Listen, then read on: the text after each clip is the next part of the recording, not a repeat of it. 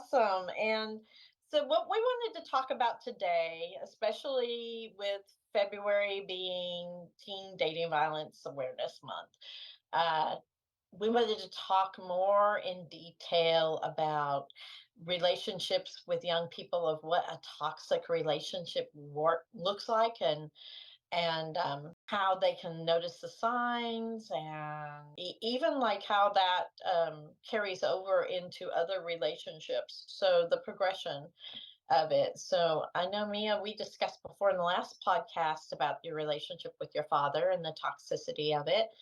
But we wanted to dive a little bit deeper into how did it affect you in the other relationships that you've had as a teenager and now a young adult. So you want to talk about that a little bit, do a little insight for us?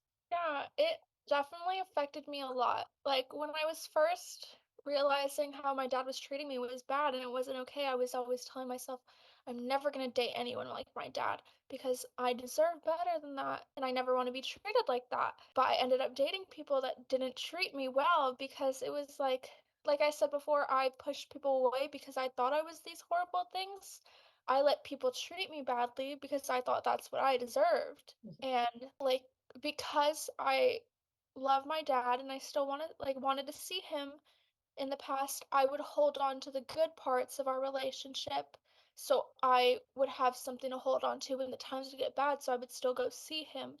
And I would do that in my relationships too, trying to remind myself, but this person used to really like me. Like, yes, they're calling me all kinds of names and telling me horrible things about myself, but when we first started dating, they loved me. And I Right. justified all these behaviors from them because 3 months ago they used to treat me good. So I tried to hold on to those things so hard, and so many survivors do that.